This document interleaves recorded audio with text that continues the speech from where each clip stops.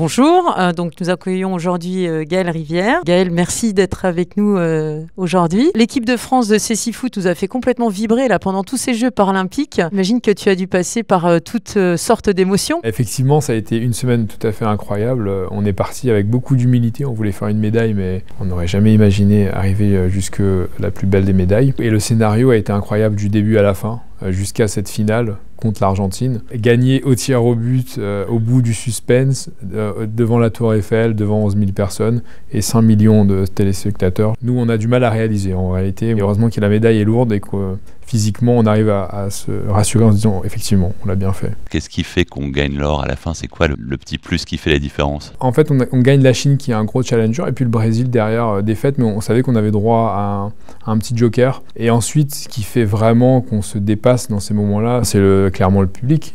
Quand vous avez 12 000 personnes en folie, alors que nous, on a l'habitude d'avoir au mieux 100 personnes qui viennent nous voir. Ça fait une différence, ça donne envie de se dépasser et ça a fait la différence. Qu'est-ce que cette médaille a de plus que les précédentes? Elle a tout de plus, la couleur déjà. Parce qu'à Londres, on avait eu une médaille d'argent, alors on était déjà extrêmement heureux. Cette médaille, elle a cela de particulier, parce que les Jeux paralympiques, c'est dans notre discipline le summum de ce qu'il est possible d'atteindre. Et de gagner à domicile, de gagner en bas de la Tour Eiffel, enfin à côté de la Tour Eiffel. Si quelqu'un avait voulu écrire une histoire et qu'il avait proposé celle-là, on lui aurait dit non, quand même, mets-en un peu moins, parce que là, c'est trop. C'est le summum, là. Voilà. C'est le top du top. c'est irréalisable, c'est fictif. Tu étais présent sur le plateau de Sport Définition au mois de juin, donc c'est le rassemblement de tous les acteurs de l'économie du sport.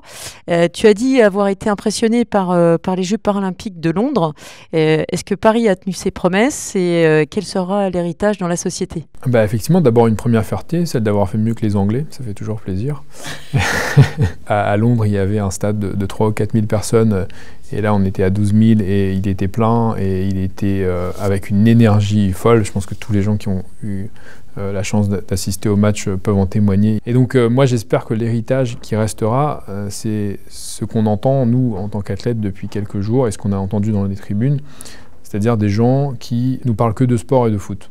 Moi, toutes les remarques que j'ai depuis la finale, la victoire, c'est des remarques sur le jeu, sur les équipes, que des considérations sportives, de performance. Aucune question quasiment sur c'est courageux, c'est extraordinaire de jouer quand on est non-voyant au foot. On a dépassé le côté compassionnel pour basculer dans le côté de la compétence et de la performance. Et j'espère qu'on gardera ça durablement dans la société. Comment on se prépare aux Jeux Olympiques de Paris? On est tous amateurs, c'est-à-dire qu'on ne vit pas de cette discipline, c'est pas notre métier, et donc on doit concilier cette activité de sportif de haut niveau avec une activité professionnelle. Ce qui est vrai, en revanche, c'est qu'à l'occasion de ces Jeux qui se déroulent à Paris, on a tous fait des sacrifices un peu extraordinaires, hors du commun. Nos entreprises, moi je travaille dans un cabinet d'avocats par exemple, on jouait le jeu en général en consentant à des aménagements de temps qui nous permettaient de nous entraîner. Moi, pour ma part, c'était 2 entraînements quotidiens. Pendant 1 an et demi, on s'est tous astreints à une discipline et à des efforts un peu hors du commun pour pouvoir s'entraîner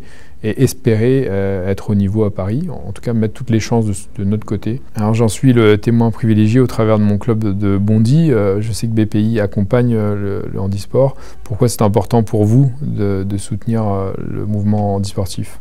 Ce qui est important, en fait, c'est de soutenir toute forme de sport. On est hyper impliqué dans tout ce qui est accompagnement sportif, que ce soit handisport ou pas handisport. On est partenaire à travers les meneurs sur l'accompagnement du sport dans l'entreprise et à l'extérieur. C'est d'autant plus important, effectivement, de soutenir le handisport aussi parce que, comme tu le disais tout à l'heure, l'empreinte que ça va laisser dans la société aussi, c'est de se dire que ce sont des athlètes avant tout et on veut participer à cette inclusion et à cette vision que peuvent avoir la société sur le handicap. Et justement, au-delà du handisport, plus généralement, comment BPI France s'engage pour l'accompagnement des personnes en situation de handicap? On a plusieurs dimensions. D'une part, on finance des entreprises qui ont pour vocation, qui se sont donné la vocation d'aider les personnes en situation de handicap.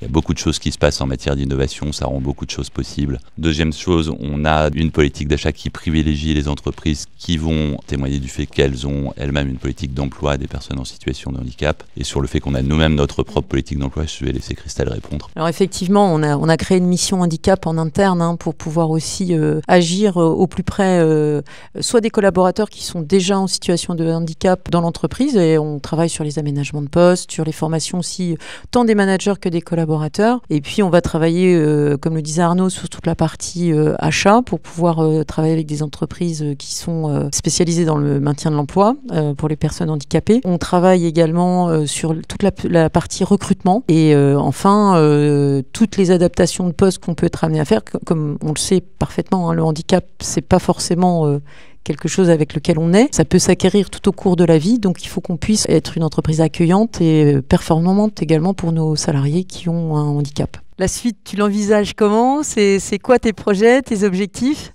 Une question qu'on me pose beaucoup ces derniers temps et j'ai pas pas de réponse très établie. Mais pour le moment, tu profites encore de ces énormes émotions et on verra après. Voilà, c'est un peu ça. On essaie de redescendre, de réaliser et puis le temps de la réflexion sur l'avenir, il sera toujours temps d'y songer après. Merci beaucoup. Merci.